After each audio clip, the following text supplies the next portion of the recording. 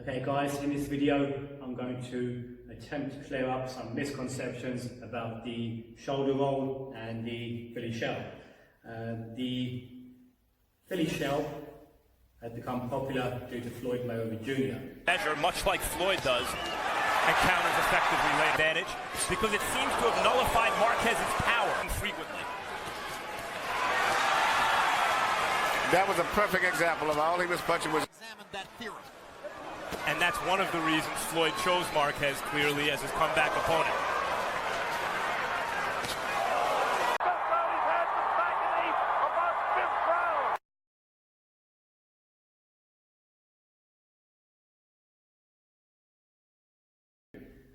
Every now and then we get a fighter who enters the sport of boxing and he transforms the sport. Example would be 1960s, we had Cassius Clay, Muhammad Ali, who was so fast that no one had ever seen a heavyweight move the way he did, punch as quick as he did, quick hands, quick feet, and after that a lot of heavyweight fighters wanted to imitate the style of Muhammad Ali. After Ali we had, of course, the most exciting and most intimidating fighter the world of combat sports has ever seen, Mike Tyson. When Tyson appeared in the scene, everyone wanted to then fight like Mike Tyson in the peekaboo style. And you can guarantee that any gym which had a short and stocky boxer, they were fighting in the peekaboo style. And now, more recently, we have the Floyd Mayweather Jr. effect. Everyone now wants to fight in the Philly shell style. But does Floyd Mayweather Jr. fight in the Philly shell style? I'm pretty sure if you ask Mayweather Jr., he will say no, he does not use the Philly shell. He may use elements of the Philly shell, but he does not use the Philly shell. Do a lot of things. It's not really the Philly shell defense. It's not the Philly shell. It's different. What Floyd does works for Floyd. That's why when everybody else tries to do what Floyd does, they can't pull it off. I'm saying only Floyd could do that. That's something that you know goes on from him and his uncle and his father, right? But it's not really the Philly shell, because you know the Philly shell defense is more like this, right? Yeah. And you're catching, and you're using the wall and things. But what Floyd does, Floyd leans back a lot. Floyd drops down low a lot. So he does different things that he's able to pull off. The other guys can't. You know what I'm saying? Like you can't teach that. What Floyd does, you can't teach. It gotta come natural to you. You know what I'm saying? What's the difference between the shoulder roll and the Philly shell? I'm going to go into the shoulder roll first. So the shoulder roll is as old as boxing itself. We can go back all the way to the first African American champion by the name of Joe Gans. Joe Gans used the shoulder roll. He's also one of the people who I attribute the sweet science to, in that he would study his opponents, find out their weaknesses, and then develop a game plan for them. And he was such a good fighter of the sweet science that he was able to go up in weight, so he was able to fight bigger men despite being at a lighter weight. We also then see one of the greatest trainers of all time, some may say the best ever, and that's Chappie Blackburn. Chappie Blackburn was the trainer of one of the greatest ever heavyweights, Joe Louis. So Chappie Blackburn, he taught Joe Louis a style of boxing which he developed from himself. He was also a professional fighter, and two of his opponents, Joe Gans and Sam Langford. Both men, two of the best ever, and both men would regularly fight bigger men. So you can see this history of the shoulder roll goes all the way back to late 1800s, early 1900s, and it was then passed down from Chappie Blackburn to Joe Louis. From the same gym, we have another coach by the name of Harry Wiley Sr. Harry Wiley Sr. was taught by Chappie Blackburn, and he also spent time in the corners of Sam Langford and Jack Dempsey. Harry Wiley Sr. then helped coach men such as the greatest ever boxer, Sugar Ray Robinson, and in my opinion the second best ever boxer, Henry Armstrong.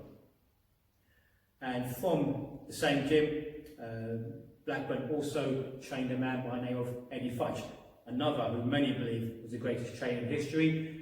Some of his fighters include the great heavyweight Joe Frazier. And from the same gym again, we have Manny Stewart. Manny Stewart trained over 40 world champions. His masterpiece was Thomas the Hitman Hearns. More recently, he trained fighters such as Vladimir Klitschko and Lennox Lewis. And yet again, we have George Benton. George Benton is going to be quite integral to this video. George Benton was a boxer who hailed from Philadelphia. After he finished boxing, he was also trained as a coach by Eddie Fudge, and his masterpiece again was Pernell Sweet Pea Whitaker, one of the best we've ever seen, not just a fighter, all-round fighter, but as a defensive wizard. Pernell Whitaker as a southpaw, one of the best ever, and also one of the best counter-punchers, and also one of the best IQs in boxing, because he was trained by the man they called the Professor, George Benton. So you can see this history of the shoulder roll goes all the way back, all through time. And also we can include Freddie Roach, who came from Eddie Fudge's stable of trainers. Eddie Fudge, sorry, not Eddie Fudge, we can also already mention Eddie Fudge. Freddie Roach. So Freddie Roach came from Eddie Fudge's line of trainers, and Freddie Roach trained, of course, the great Manny Pacquiao. So we see the shoulder roll itself goes all the way back to the late 1800s and early 1900s. It probably goes back before that. I'm not aware of the history before that. And if you're looking to fighters who use the shoulder roll, we've already mentioned Harry Wiley Sr. So if you look at pictures of old school fighters such as Sugar Ray Robinson, he does not fight in the conventional high guard. He fights with that right hand under the chin, lead arm down, and that head off centre line, the shoulder roll. We can also include those fighters who use the shoulder roll from the old school days. Jersey Joe Walcott, Ezard Charles, Archie Moore used the shoulder roll as well as the cross arm guard, which he then taught to other boxers such as George Foreman. And also Ezard Charles, mentioned him as well. So that's the shoulder roll side of things. Now if we go back to the Philly shell, I've just mentioned George Benton. George Benton was the master of the Philly shell. He was a top middleweight fighter of the 60s who was denied his shot at a title due to boxing politics, and then went on to become a Hall of Fame trainer. Before Benton though, the Philly shell was developed by high-class amateur fighters from the Philadelphia area. I'm going to credit a man by the name of Safe Carman for the following information. If I get anything wrong, then that's my fault, not Safe Carman. I'm just going by what I remember here. But the amateur fighters back in the Philadelphia gyms, for one reason or another, they couldn't make pro. It may be money reasons, it may be they want to be managed by someone particular. So they took up full-time work, but they still wanted to train, they still wanted to fight. So they would come to the gyms with no training, no road work, but of course their background of being a high-level amateur fighter. So when they would get into the ring for sparring, they would inevitably get tired. And that's when they developed a system known as the Philly shell. When they would shell up, block those punches, defend those punches on the ropes, and then once they've got their breath back, they would go back to using their conventional guard. So that's the Philly shell system. So does Mayweather use this system, the Philly shell? Components of it, but Mayweather is actually from the Michigan area, and the Michigan area is the same area where I've just mentioned those great names such as Chappie Blackburn, Eddie Fudge, Joe Louis, Thomas Hearns, Manny Stewart. They all came from that part of the USA. So that's, you could even say, you've heard Detroit Rock as a system of fighting, Detroit Rock, Philly shell, Michigan defense, but the shell defense seems to have more of its roots in the Michigan area. Okay, so another fighter you can mention is the great James Toney. James Toney was trained by a man by the name of Bill Miller. Bill Miller, another great trainer, I believe also spent time in the corner of Ezard Charles.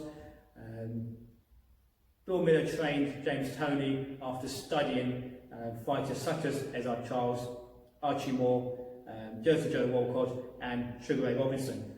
So if you've seen Toney's style, he does have that shoulder roll style of fighting, which has come from those names I've mentioned. Okay, so that's the difference between those styles. And again, going back to Mayweather Jr., he was taught by his father, and his father was a professional boxer who was trained by these old school Michigan trainers. I believe one name was Dale Williams. So when Mayweather Sr. had an injury and he lacked mobility, they taught him a system of defense which would account for his lack of mobility, where it would have come into play. I just want to commend James Toney on a marvelous career. You know, he's one of the guys that also had the shoulder roll mastered. You know, the shoulder roll came from Dell and Mitch, two guys from Detroit. James Toney, like myself, we both are from Grand Rapids, Michigan. He's a hell of a fighter, and I commend him on a marvelous career. Okay, so that's the history between the styles. That's the difference between the styles. Mayweather Jr. does not use the Philly shell.